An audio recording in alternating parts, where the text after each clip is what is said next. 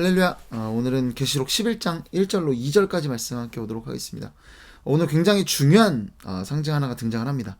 잘 기억해 두는 게 좋을 거예요. 왜냐면 이후에 등장하는 본문들을 해석하는데 이게 등장하면 굉장히 결정적인 역할을 하기 때문입니다. 그 상징은 바로 42달입니다. 어느 어떤 시기에 관한 이야기가 되겠죠. 그 42달에 대해 살펴보기 앞서서 우리 1절 말씀 먼저 볼게요. 제가 읽어드리겠습니다. 또 내게 지팡이 같은 갈대를 주며 말하기를 일어나서 하나님의 성전과 제단과 그 안에서 경배하는 자들을 측량하되. 아멘. 계속해서 이야기가 진행되는데 힘센 천사, 그러니까 우리가 앞에서 양발을 딛고 땅과 바다를 딛고 있는 어떤 힘센 천사, 하늘에서 내려온 천사, 무지개가 있고 구름 이런 구름 안에서 내려오고 어떤 누구라고 말씀드렸나요? 그리스도일 수밖에 없다라고 말씀드렸죠. 그 그리스도가 계속해서 이야기하는 겁니다. 요한에게 이야기하는 거예요. 지팡이 같은 갈대를 주면서 성전과 제단과 경배하는 자들을 측량해라. 그러니까 일종의 우리로 치면 1m짜리 되는 어떤 갈대를, 이런 줄자를 갖다 주고 이거 가지고 측량하라는 거겠죠. 그러면 성전의 사이즈가 얼마나 되는지, 제단의 사이즈가 얼마나 되는지 이런 걸 이야기하는 걸 겁니다. 자, 그런데 우리가 이렇게 하면 이해가 안 되는 게 뭐예요? 경배하는 자들을 측량하래요. 경배하는 자들. 어떻게 키를 재라는 건가? 무슨 의미겠어요? 여러분, 이 의미가 있지 않겠습니까? 여러분, 그런데 이미 계시록 안에서 성전과 제단 그리고 경배하는 자들, 성도들이겠죠. 이 이미지가 함께 등장하는 이야기가 있습니다. 본문 말씀이 제가 읽어드리도록 할게요. 계시록 6장 9절로 11절까지 말씀입니다. 제가 몇 번이나 반복해서 본 본문이기 때문에 기억하시리라고 생각을 합니다.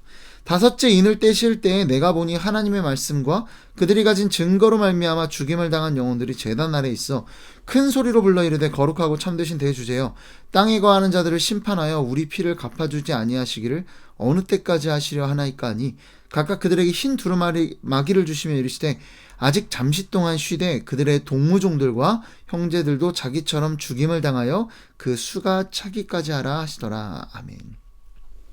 제단 아래에 죽임을 당한 성도들이 있었죠. 그들이 신원을 합니다. 뭐라고? 피를 갚아달라라는 거예요. 하나님의 공의가 이 땅에 이루어지게 해달라, 그 영광이 임하게 해달라라는 기도를 하는 겁니다. 자, 그런데 그때는 언제 이루어진다? 예수님처럼 죽임당한 수가 차면, 성도들의 수가 차면 성도들의 신원이 응답된다고 했습니다. 여러분, 이 이야기 안에서 성전과 제단과 경배하는 자들의 측량을 이해할 수 있다는 거예요.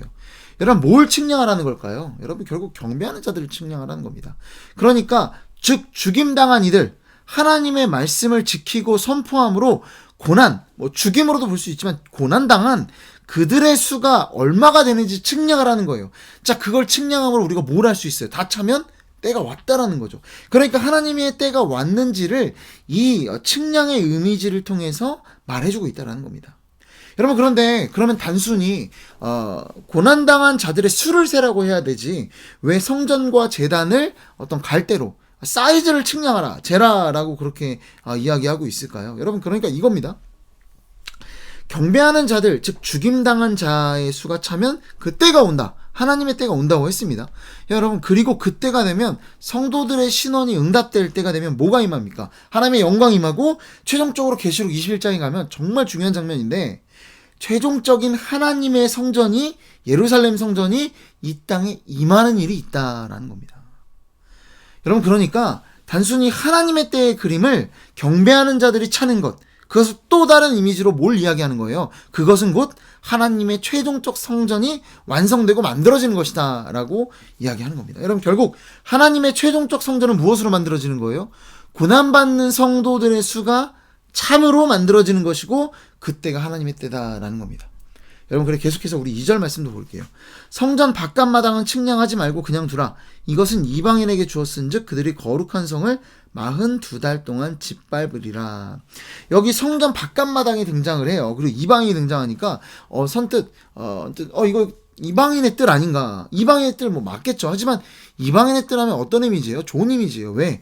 그곳은 하나님을 믿지만 혈통적으로 이방인인 사람들이 하나님을 예배하고 기도하는 곳이, 우리 여기는 만민이 기도하는 거룩한 집이다 라고 하시면서 예수님께서 이 이방인의 뜰에서 성전에서 매매하는 자들을 쫓아내시고 공간을 확보하시고 거기서 이방인들도 예배할 수 있게 만드시는 그런 장면이 있지 않습니까? 성전 청결 사건. 여러분 그 이방인의 뜰이구나 라고 하면서 야 이방인들 선한 사람 이런 이미지로 우리가 받아들이면 문제가 생깁니다. 여러분 오늘 본문 말씀 안에서 이렇게 보면은요 이 성전 바깥마당은 측량하지 말래요.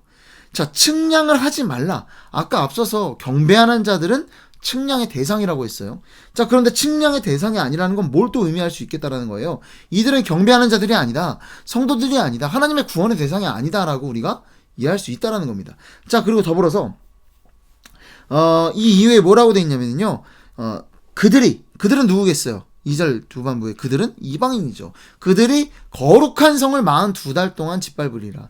여러분 거룩한 성을 짓밟는 존재가 어떻게 선한 존재, 좋은 존재로 우리가 이해할 수 있겠습니까?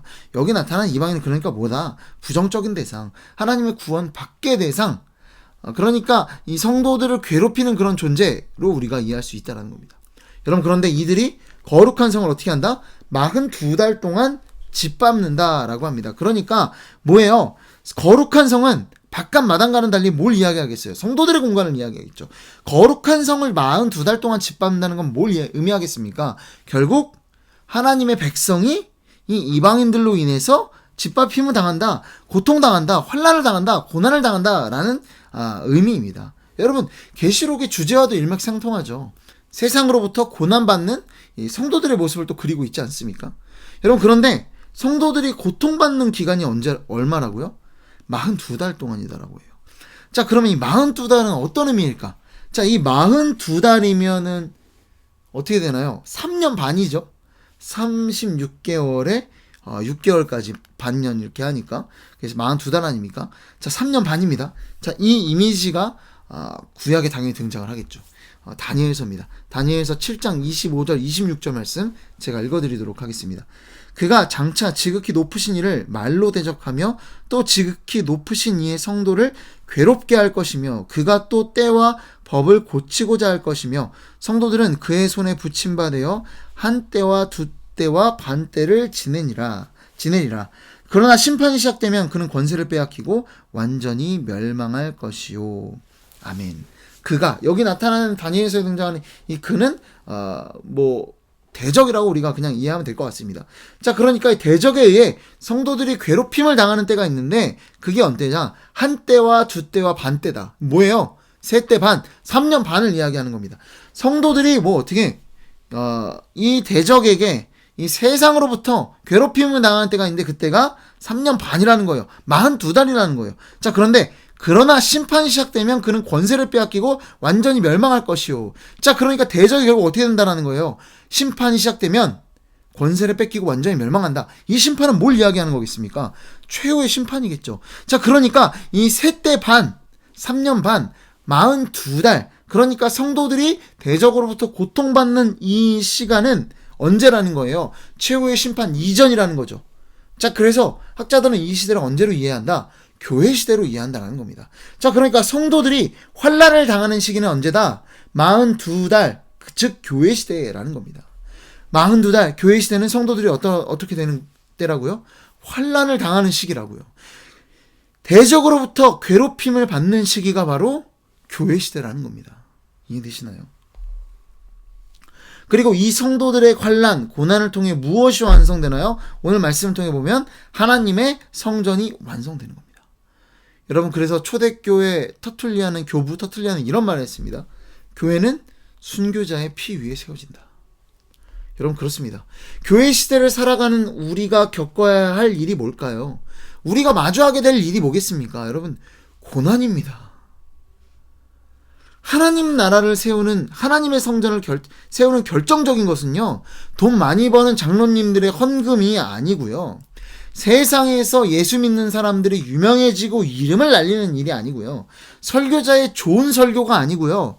물론 이것들이 다 아니다라는 게 아니에요. 직접적인 게 아니라는 거예요. 성도들이 열심히 전도하는 것이 하나님 나라를 세우는 결정적인 것이 아니라 직접적인 것은 뭐다?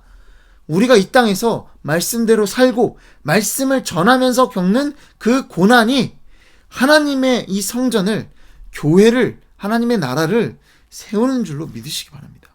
이것이 교회를 세우고 하나님 나라와 하나님의 성전을, 최종적인 성전을, 그 마지막 때를 세우는 일이다라는 겁니다. 여러분, 고난 그 자체를 즐기라는 것이 아닙니다.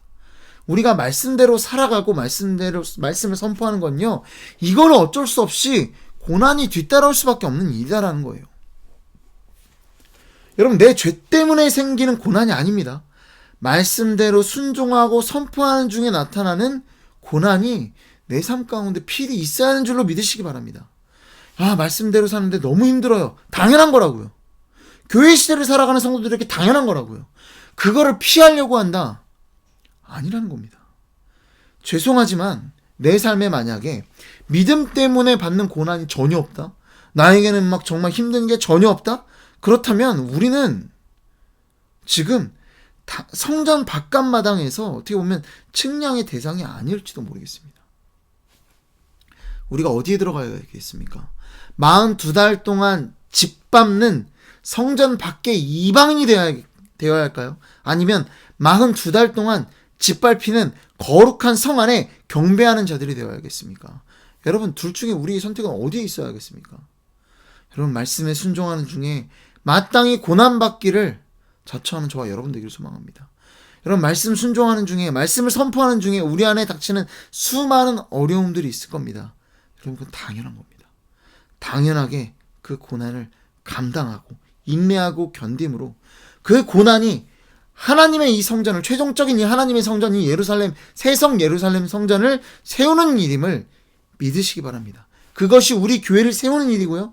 믿음으로 오늘 하루 또 역시 말씀에 순종하고 선포함으로 그 닥치는 고난과 어려움을 통해 우리가 이 교회와 이 하나님 나라와 성전을, 이 마지막 때를 성도답게 살아가고 있구나 라고 여기실 수 있는 복된 저와 여러분 되기를 소망합니다. 여러분, 고난은 당연한 일입니다. 그리스도인에게 당연하게 나타나는 표징이 있다면 여러분, 그거는 고난이고 환난받는 일인 줄로 믿으시기 바랍니다. 다시 한번 말씀드릴게요. 우리 죄 때문에 생기는 고난과 환난이 아니에요. 하나님 말씀을 순종하고 하나님 말씀을 선포할 때 나타나는 고난입니다.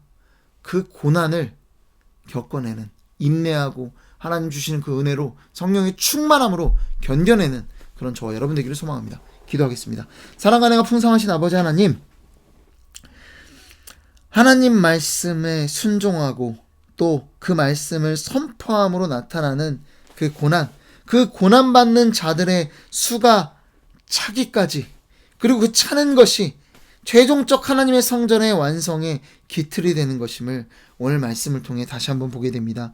주님, 이 시기, 이 교회 시대를 살아가는 데 있어서 누군가를 짓밟는 자가 아니라 마땅히 짓밟힘의 대상이 되는, 하나님 말씀에 순종함으로 인해 짓밟힘의 대상이 되는 것을, 도리어 그것이 말씀이 성취되는 일인 줄로 알고 기뻐하며 고난을 감당하는 중에 하나님을 찬양하고 경배하는 우리 모두가 될 수 있도록 주께서 인도하여 주시옵소서. 이 모든 말씀 사랑이 많으신 예수 그리스도의 이름으로 기도드립니다. 아멘.